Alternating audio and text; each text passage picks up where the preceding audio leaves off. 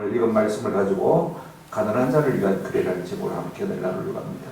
성경은요, 가난한 자들을 불쌍히 여기는 하나님의 마음을 기본적으로 바탕에 깔고 있다. 그렇게 여러분 보시고 성경 읽으시면 성경을 잘 읽는 것이 되어질 것입니다. 오늘 특별히 24장은 15장 말씀과 곁들여서 그걸 읽으면요 훨씬 더 잘 느낄 수가 있습니다. 가난한 자의 대명사는 뭐냐면 나그네, 계기죠. 그 다음에 고아, 가보인 것을 우리가 볼 수가 있습니다. 시편 146편 9절에 보면 여호와께서 나그네들을 보호하시며 고아와 가보를 붙드시고 그렇게 말하는 것을 볼 수가 있습니다. 왜 하나님께서 특별히 나그네와 고아와 가보를 붙드신다고 말씀하시냐면 그들이야말로 세상에서 가장 약자들이기 때문에 그런 것을 우리가 볼 수가 있습니다. 그래서 하나님은 마침내 시편을 통해서 하나님은 고아의 아버지시라. 시편 68편 5절에 그의 거룩한 처소에 계신 하나님은 고아의 아버지시며 과부의 재판장이시라. 그렇게 말씀하고 있는 것을 볼 수가 있습니다. 우리 하나님은요 가난하다고 해서 멸시하시는 것은 전혀 없습니다. 시편 22편 24절에 그는 공고한 자의 공고를 멸시하거나 싫어하지 아니하시며 그의 얼굴을 그에게서 숨기지 아니하시고 그가 울부짖을 때 마셔도다 더러워졌도다. 우리가 가난하고 힘든 사람이 있습니까? 하나님은 절대로 사람은 몰라도 하나님은 공고한 자들의 여러분 부르짖음을 멸시하지 아니하시는 하나님이다. 그렇게 말씀하고 있는 것을 볼 수가 있습니다. 그러므로 우리 인생이 말입니다. 가난하다고 무시하고 멸시하면요 그 가난한 자를 지으신 하나님을 무시하고 멸시하는 것이 되어지는 것입니다. 잠언 17장 5절에 이런 말씀이 있습니다. 가난한 자를 조롱하는 자는 그를 지으신 주를 많은 자요 멸시하는 자요. 사람의 지향을 기뻐하는 자는 힘을 면하지 못하리라 라고 말씀하고 있습니다. 우리가 타락한 본성을 가진 사람들은요 나보다 조금 못하다 싶으면 함부로 무시합니다. 그죠? 함부로 멸시합니다. 그런데 이것은요 하나님을 대적하는 일이 되어진다고 성경은 말하고 있습니다. 우리가 이 말씀을 모르면 모르겠지만 아는 이상으로는요 나보다 좀 못하다고 해서 사람을 멸시하면 하나님을 대적하는 이다 이렇게 마음심으로 생각하시면 참 좋을 것 같아요. 이제 우리 하나님께서 구체적으로 이 가난한 자들에 대한 마음을 어떻게 나타나고 있는지를 한번 살펴보십시오. 첫 번째로 하나님은 그 마음이 채무자, 빚진 자에게 가 있는 것을 볼 수가 있습니다. 사람들이 그들을 어떻게 보호해 줘야 될지를 말해주고 있습니다. 우리가 지난 시간에 읽고 다 말씀을 못 드린 부분까지 조금 곁들여서 말씀을 드리려고 합니다. 6절과 그 다음에 10절부터 13절 말씀, 17절 말씀을 묶어서 생각하려고 하는데 6절에 보면 이런 말씀이 있습니다. 사람이 맷돌이나 그 밑자를 전당 잡지 말지니 이는 그의 생명을 전당 잡음이라. 10절부터 13절 말씀 이웃에게 무엇을 구워줄 때는 너는 그의 집에 들어가서 전당물을 취하지 말고 너는 밖에서 있고 내게 꾸는 자가 전당물을 밖으로 가지고 나와서 내게 줄 것이며 그가 가난한 자이면 너는 그의 전당물을 가지고 자지 말고 해질 때 그 전당물을 반드시 그에게 돌려줄 것이라. 그리하면 그가 그 옷을 입고 자며 너를 위하여 축복하리니 그 일이 내 하나님 여호와 앞에서 네 공의로움이 되리라. 우리가 읽지 않았습니다만 지난 시간에 읽었죠.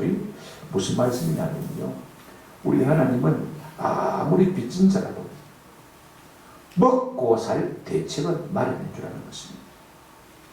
저는 고등학교 2학년 때까지 전당포가 뭔지를 몰랐어요. 전당포 갈 일도 없고 그걸 사용할 일도 없으니까 여인숙이 뭔지를 잘 몰랐습니다.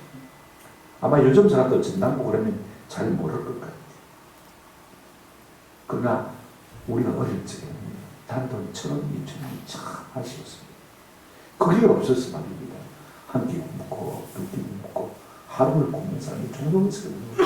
그러면 무엇인지 맡기고 돈은 좀 빌려야 되지 않습니까? 그래서 차고 있던 시계라도 풀어서 전당포에 맡기고 그래가지고 돈을 얻어가지고 그 다음에 돈이 생기면 가서 돈을 갚고 시계를 찾아오고 그렇게 했습니다. 그게 전당포입니다.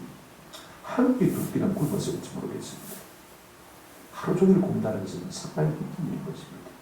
내가 배불러서 안 먹는다면 상관없지만요, 없을 때 배고픈 것은 이루 말할 수가 없습니다. 어른들이야 참을 수 있을지 몰라도요, 아이들을 굶긴다고 생각하면 그 부모들의 마음이 어떻겠습니까? 어떻게 해서든지 어떤 짓을 했든지 아이들을 먹이려고 할 것이 기정사실인 것입니다. 이때 우리가 어떻게 될 것이냐, 오늘 본문을 보시면 전당물로 취하지 말아야 될 것이 무엇인지를 말해주고 있습니다. 여러분, 전당물이 뭐냐면 돈을 빌려주고 갈 때, 그죠? 돈만 빌려갈 수 없잖아요. 담보가 있어야 되잖아요. 담보 물건을 갖다가 전당물이라고 하는 것을 볼 수가 있습니다. 근데 영국의 고대법에 보면 두 가지를 갖다가 전당 잡힐 수 없는 것이 있는 것을 볼 수가 있습니다. 첫째가 뭐냐면 생필품입니다. 솥단지, 밥그릇, 수저, 그죠? 먹고 살아야 되는데 그것조차 없으면 먹을 수가 없지 않습니까? 둘째 뭐냐면 생계수단입니다. 삽을 가지고 일하는 사람은 삽이 있어야 먹고 살 거 아닙니까? 그죠? 소를 가지고 밭을 갈아서 먹고 사는 사람은 소가 있어야 먹고 사니까 비싸지만 그걸 뺏어가면 안 된다는 것입니다. 개운기 가지고 밥 먹고 사는 사람이 있었습니다. 저희 어릴 때 우리 교회 이사 오셨던 장로님은 개운기 하나 가지고 달라고 오셨어요. 시간도 하나 없더라고 보니까. 그래가지고 마침 보리배를 때가 돼가지고 보리배고 타작해주고 농 갈고 해서 조금씩 모아서 사시더라고 보니까. 그분의 생계수단이 이런 것은 양보 잡지 말라라고 말하는 것을 볼 수가 있습니다. 왜냐하면 그 돈 벌어가지고 사치하려고 하는 것도 아니고 노름이나 투자하려고 하는 것도 아니고 먹고 살려고 하는 것인데 그것마저 끊어버리서는 안 된다는 것입니다. 기본적인 생계는 보장해주라 그 말인 것입니다. 이것이 가난한 자를 향한 하나님의 자비의 마음인 것을 볼 수가 있습니다. 그래서 좀 가진 것에 여유가 있는 사람들은요, 이 마음을 가지고 살아라. 그렇게 우리에게 지금 당부하고 있는 것을 볼 수가 있습니다. 하루하루 먹고 살기 힘든 분들이 있습니까? 우리 하나님은 자비하는, 이걸 우리가 아세요. 하나님은 어떻게 해서든지 가난한 자의 생계를 유지시켜 주시기를 원하시는 것을 볼 수가 있습니다. 저는 한 번도 살면서 부자로 산 적이 없지만 말입니다. 우리 하나님께서 기본적인 필요를 채우신다는 것을 늘 깨닫고 있습니다. 지금도 마찬가지. 때를 따라 도와주시는 하나님의 은혜를 경험하고 있습니다. 여러분, 그리스도가의 엘리야 선지자를 한번 보십시오.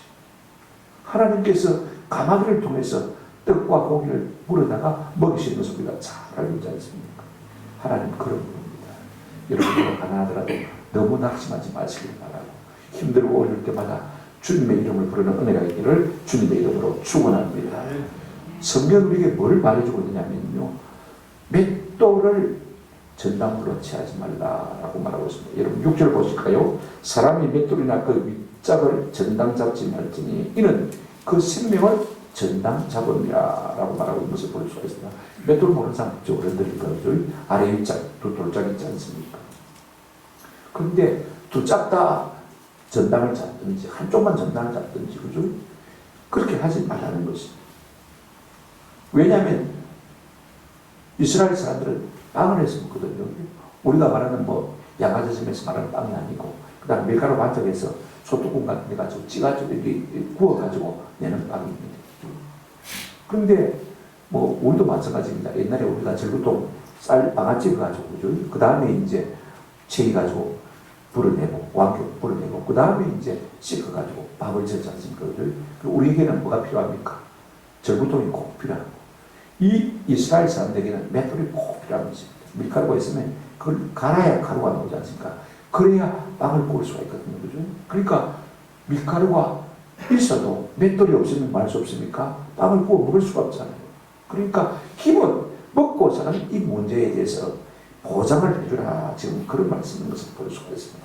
그런가 하면 뭘 전당물로 가지고 가면 안 되느냐면 오늘 12절 13절 한번 보시기 바랍니다. 그가 가난한 자이면 너는 그의 전당물을 가지고 자지 말고 해질 때 그 전당물을 반드시 그에게 돌려줄 것이다. 그리하면 그가 그 옷을 입고 자며 너를 위하여 축복하리니 그 일이 내 하나님 여호와 앞에서 내 공의로움이 되리라. 여러분, 빚을 진 사람이 담보 전당물을 내어놓을 것이 없어가지고 그 돌을 썼다 알랑알랑하게 나와있어요.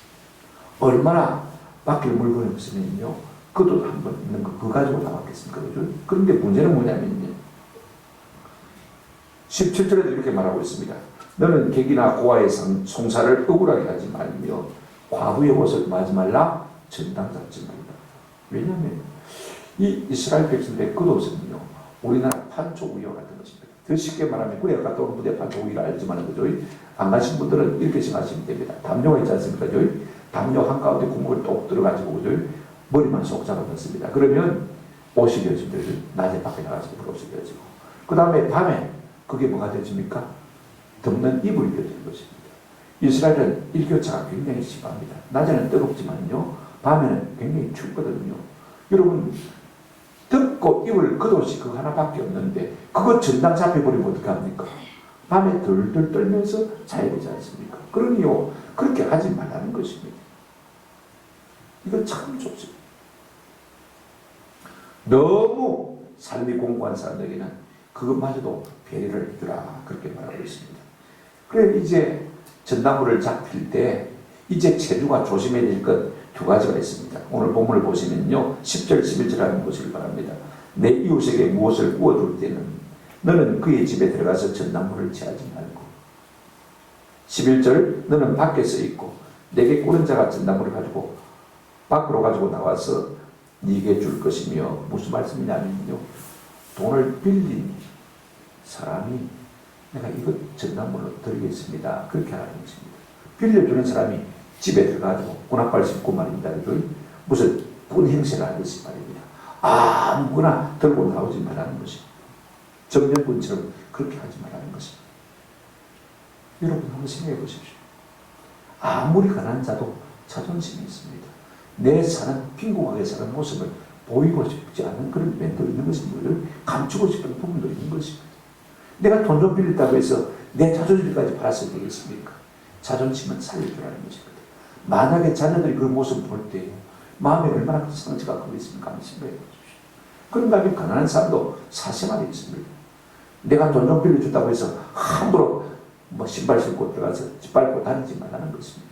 사생활, 기본 사생활을 보호해주라는 것입니다. 꼭 해야 될 것이 있습니다. 뭐냐면요. 옷을 전당 잡혔을 경우에 그 옷이 유일한 것이기 때문에 해가 지기 전에 꼭 돌려주라고 했습니다. 12절 여러분 보십시오. 그가 가난한 자이면 너는 그의 전당물을 가지고 마지 말고요. 자지 말고. 언제요? 해질 때 그 전당물을 한번 더 합시다. 반드시 꼭 반드시 돌려주라. 그래야만 그가 옷을 입고 자면 너를 위하여 죽으리니 그 일이 내하는 여호와 앞에서 내 공의로움이 되리라. 마땅히 옷을 뺏겨야 되는데 전당물을 맡기고 밤에 덜덜 떨면서 잘 수밖에 없는데 주인이 말합니다. 돈 빌려준 제주가 뭐 두고 사노? 밤에 출산됐다. 다시 돌려줄게. 해지기 전에 가지고 왔어요.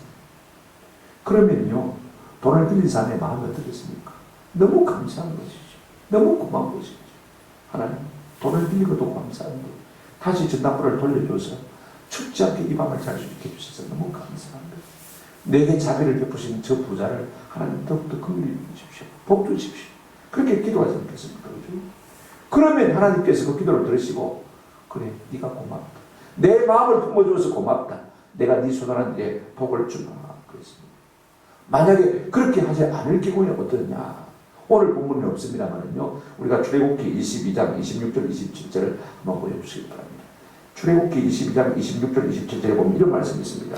내가 만일 이웃의 옷을 전당 잡거든 해가 지기 전에 그에게 돌려보내라.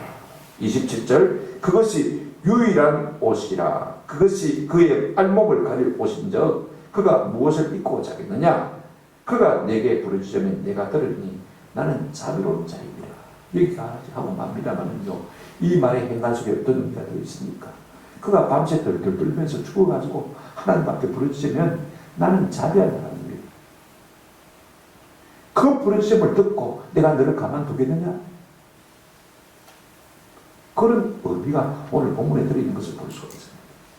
네가 가난한 자라고 해서 무시하면 내가 가만두지 않겠다 그 말씀인 것입니다. 그러면 신약시대를 살아가는 우리는 이 말씀 안 지켜도 됩니까? 그러고 다닙니다. 우리 예수님은 누가복음 6장 36절에서 이렇게 말씀하고 있습니다.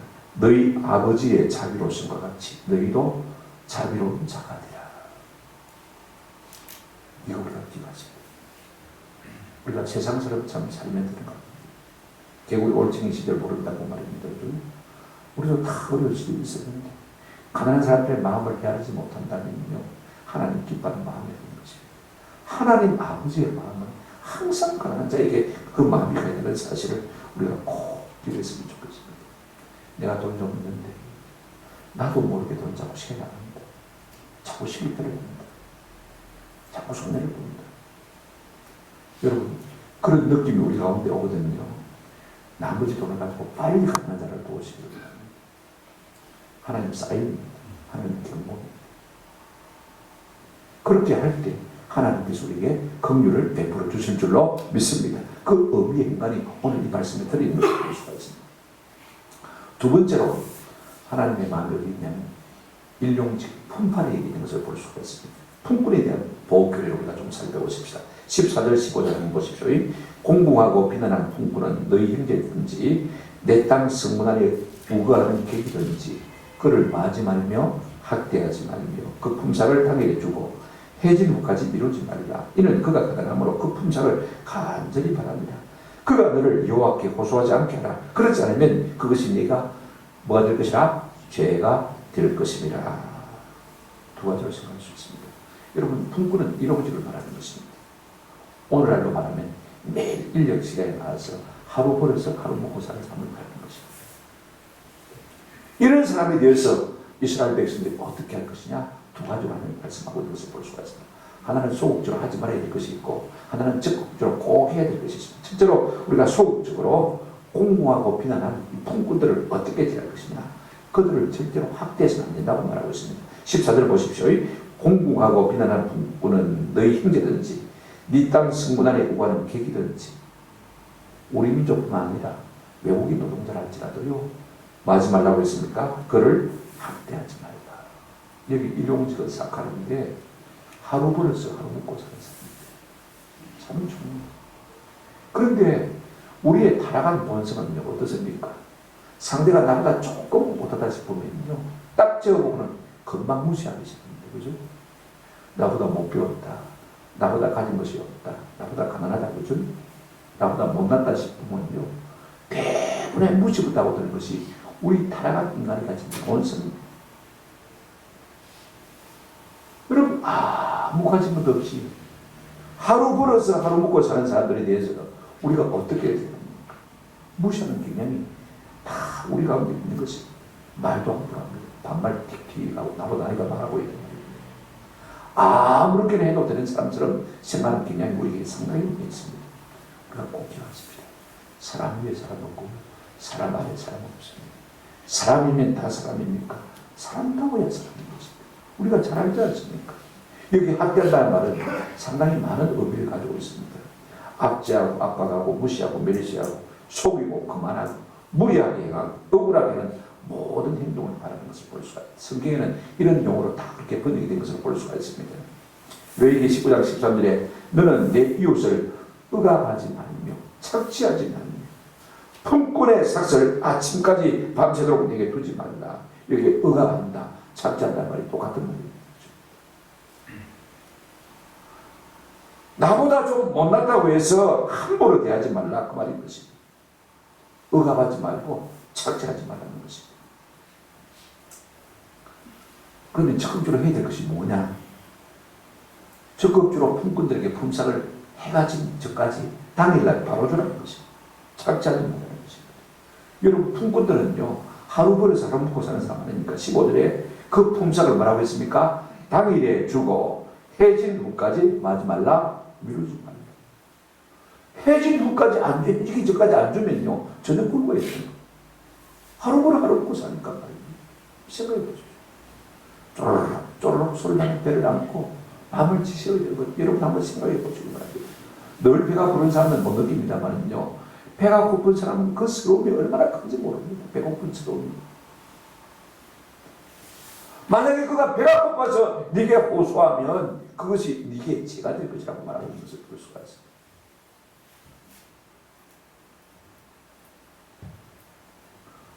제가 어릴 때 우리 어머니는 6월 7일이 되면 한 달 보름 정도는요, 새벽 나가서 밤늦게 들어갑니다.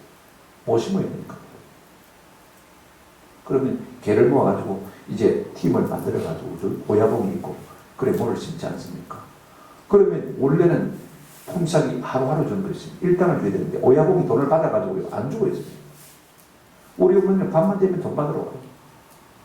그러면 겨우 한 달 있다가 조금 주고 한 달 있다가 조금 주고, 다 받는 것이 언제냐면 추석 전에 받습니다. 제가 어릴 때 그게 참 안 됐어요. 근데 오늘 성경에 보니까 하나님 그렇게 말씀을 하더라고요. 와, 우리 하나님 참 좋으신 하나님. 어떻게 가난한 자의 심령을 이렇게 알고 이렇게 말씀하셨습니까? 참 좋으신 하나님. 돈 있는 사람은요, 그 돈 안 주고 모았다가 통장에 넣어놓고 이자 불리가지고 말입니다. 가난한 사람은 지금 먹을 것이 없어서 해가 탔는데 그걸 착취했어. 자기 배불리 일에 힘쓰리라는 거죠. 여러분, 사장이 돈이 없어서 월급 못 주는 건 어쩔 수가 없습니다. 그죠? 그러나 돈이 있음에도 불구하고 일주일 미루고, 여러분 한 달 미루면 여러분 어떻게 하겠습니까? 요즘 다 월급쟁이 그러죠. 한 달에 벌써 한 달 먹고 사는 사람인데 그거 안 주면 어떡합니까? 일주일씩 늦어져 보세요. 요즘에 노동법이 잘 돼 있어가지고 그렇게 하면 큰일 납니다만 옛날에는 그렇게 흔히 했거든요. 그죠? 없어서 하는 것이 아닙니다. 있으면서도요, 조금이라도 늦춰가지고 이자 조금 흔들가지고 내 배불리는 그런 경우가 많은 것을 볼 수가 있습니다.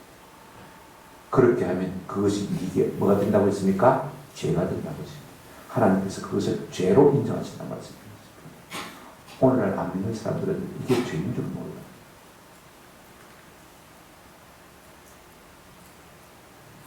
우리가 줘야 될 것이 있다면요, 반드시 제때 주시는 그런 은혜가 있기를 주님의 이름으로 축원합니다. 그리고 항상 우리가 가난한 자를 생각하는 마음을 가져. 그게 하나님 아버지의 마음이고 하나님 기쁘시게 하는 마음입니다. 세 번째로 우리 하나님은 객과 고아와 가부에 대해서 말하고 있는 것을 볼 수가 있습니다. 성경을 보게 되면요, 하나님의 마음이 거의 전부가 이 객과 고아와 가부에게 있는 것 같아요. 틈만 나면 하나님께서 객과 고아와 가부에게 어떻게 해라, 어떻게 해라. 성경에 보니까, 찾아보니까 참 많아요. 예레미야 7장 6절 7절에 이렇게 말하고 있습니다. 이방인과 고아와 가부를 박제하지 아니하며 무죄한 자의 피를 이곳에서 흘리지 아니하며 다른 신들의 길을 따라 발을 자초하지 아니하면 내가 너희를 이곳에서 살게 할 것이다. 내가 준 땅에서 네가 생명의 길이를 그렇게 말씀하고 있는 것을 볼 수가 있습니다. 그러나 내 배에 채우려고 우리가 고아와 가부와 나그네를 갖다가 학대하면요, 반드시 내가 이 땅에서 너를 쫓아낼 것이야 라고 말씀하고 있는 것을 볼 수가 있습니다. 우리가 나그네 혹은 고아와 가부를 향해서 하지 말아야 될 것이 있고 적절해야 될 것이 있습니다. 두 가지로 우리가 나눠서 본문을 통해서 생각해 보십니다. 17절 한번 보시기 바랍니다. 17절 18절 우리가 소극적으로 나그네나 고아와 가부를 향해서 하지 말아야 될 것이 있는데, 너는 객이나 고아의 송사를 음하게 하지 말라. 억울하게 하지 말며 가부의 옷을 전당 잡지 말라. 너는 애굽에서 종되었던 일과 내 하나님 여호와께서 너를 거기서 속량하신 것을 기억하라. 이러므로 내가 네게 이 일을 행하라 명령하노라. 객과 고아와 가부는 참 때리나 살기가 어렵지 않습니까?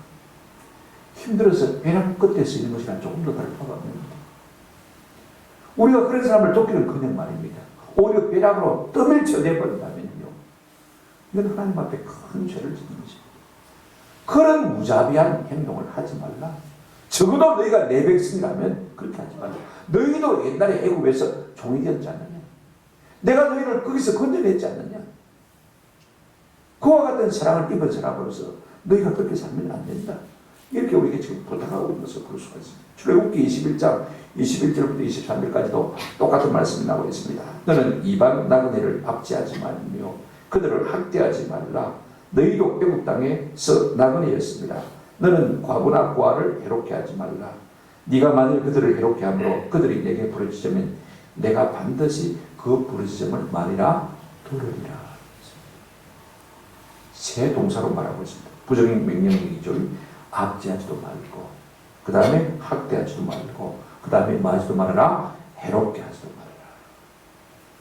말아라. 그들이 마음이 상해서 내게 부르짖으면 내가 반드시 막겠다, 듣겠다고 했습니다. 그러면 내가 반드시 너를 징벌하겠다, 그 말인 것입니다. 이거 우리가 잘 알아들어요. 사람들이 겨울이 올정의 시절 모른다고 나도 다 힘든 세월을 보냈는데 내가 지금 잘 산다고 남의 힘든 세월 이해를 못한다면요, 하나님 결단코 깨닫지 않습니다. 내가 너를 애굽 땅에서 건져냈잖아요. 그 가난한 자들이, 그 불쌍한 자들이 내게 부르짖으면 내가 어떻게 안 들을 수가 있겠냐. 그러면 너를 반드시 징벌해야 된다. 너를 반드시 심판해야 된다. 이것이 아버지 하나님의 마음인 것을 우리가 볼 수가 있습니다. 그러면 객과 고아와 나그네를 위해서, 아니 과부를 위해서 해야 될 것이 무엇이냐. 여러분 19절부터 한번 보시기 바랍니다. 첫째 19절에 한번 보시면 이런 말씀이 있습니다. 내가 밭에서 곡식을 뺄 때 그 한 무을 밭에 잊어버렸거든. 다시 가서 가져오지 말고 나그네와 고아와 과부를 위하여 남겨두라. 그리하면 내 하나님 여호와께서 내 손으로 하는 모든 데 복을 내리시리라. 그랬습니다. 그러니까 추수할 때요, 조금씩은 흘리면 추수하는 것입니다. 요즘에 이삭 하는 사람이 없습니다.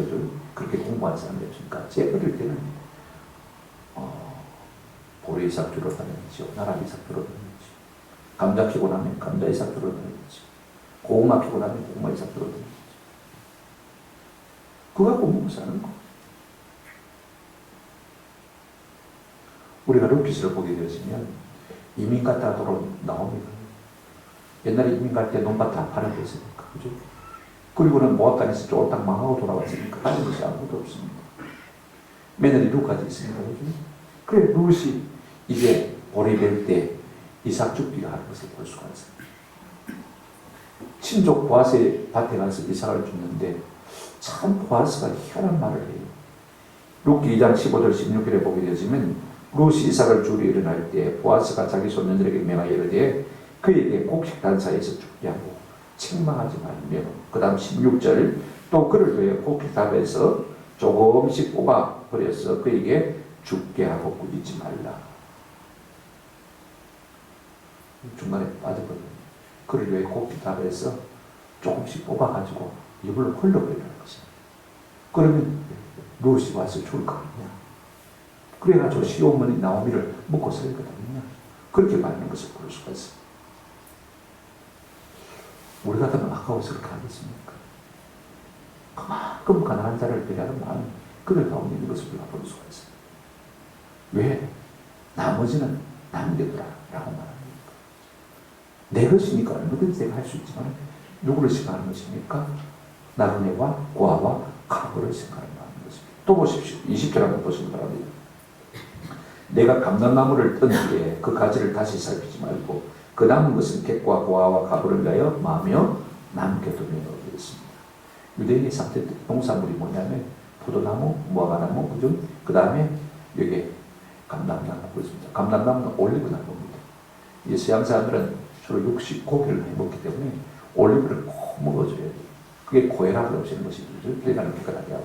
요즘 우리가 그 기름을 알아서 돈 있는 사람들은 올리브 기름 가지고 음식하지 않습니까? 꼭 남겨두라는 것입니다. 가난한 자는 자기 밭이 없기 때문에 자기 나무가 있을 수가 없습니다. 먹고 싶어도 먹을 수가 없는 거.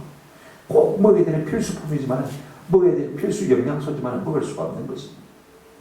그 다음에 21절에도 이렇게 말하고 있습니다. 내가 내 포도원의 포도를 딴 후에 그 남은 것을 다시 따지 말고 객과 고아와 과부를 위해 남겨두라. 포도 역시 유대인의 3대 농산품인데 1차 수확을 하고 나면 2차 재차 거두지 말라는 것입니다. 서리것을 그죠? 조금 남겨두었습니다. 그죠? 그건 다음에 그죠? 있더라도 누가 먹어야 됩니까? 나그네와 그 다음에 고아와 과부들이 먹을 수 있도록 그냥 버려두라는 것입니다. 내 것이라고 해서 큰 거리 다 내가 취하지 말고. 우리가 수입에 뭐 100% 내 마음대로 썼구나 이거죠. 그러나 우리가 마음으로 좀 작정을 하자. 11조 하나님 앞에 드리고, 그죠? 부모님께 11조 드리고, 그 다음에 가난한 이웃에게 11조 정도는 우리가 마음에 작정하는 것이 참 필요합니다. 그런 마음의 규칙이 없으면요, 항상 내 것이 모자랍니다. 줄 수 있는 이유가 없습니다. 근데 우리 김창인 목사님은 항상 그렇게 가르쳤습니다. 10의 4조 가지는 하나님과 이웃을 위해서, 10의 6만 가지고 삶을 살아요. 처음부터 어려워도 그렇게 사는 습관을 가지면 된다고 했어요. KBS 공감 프로그램에 나왔던 저 전라도 담양의 어떤 젊은 부부인데요. 이분들은 월급 50만 원 받고 살고 결혼 26년 차 그렇게 살아요. 26년을 결혼해서 남의 제시가 살면서 말입니다. 월급 50만 원 받고 살고 그래도 6천만 원 통장에 적금까지 해야 돼요. 삶을 살아서 그 소리 나고 있어요. 참 신기해요. 레위기 23장 22절 한번 볼까요? 같은 말씀이 있습니다. 한번 같이 소리내서 읽어보십시다. 시작. 너희 땅에 공부를 뺄 때에 밭 모퉁이까지 다 베지 말고 떨어질 것을 줍지 말고 그것을 가난한 자와 거르민을 위하여 남겨라. 나는 너희 하나님 여호와입니다. 가난한 자를 좀 생각해 하는 것입니다. 일부러 좀 흘리라는 것입니다. 여러분 보아스가요. 무엇을 위해서 그 시어머니를 위해서 자꾸 이삭을 흘리는 거죠. 그렇게 명했지 않습니까? 그러고 받은 복이 뭘까? 남자들은 젊은 부인을 얻었다 이렇게 답할 것입니다. 그러나 그것으로 끝나는 것이 아닙니다. 젊은 부인 무엇을 통해서 오벳을 받고 오벳을 통해서 이세를 받고 이세를 통해서 누굴 낳았습니까? 다윗을 낳았습니다. 다윗 왕의 전부 할아버지들은 신령한 복을 받았습니다. 뿐만 아닙니다. 그의 후손을 통해서 예수 그리스도가 오게 되는 엄청난 복을 받은 것을 볼 수가 있습니다. 이거 우리가 아세요. 하나님의 마음이 어디 있습니까? 가난한 사람에게 있습니다. 객과 고아와 과부에게 있다. 통굴에게 있는 것을 볼 수가 있습니다. 빚진 자에게 있는 것을 볼 수가 있습니다.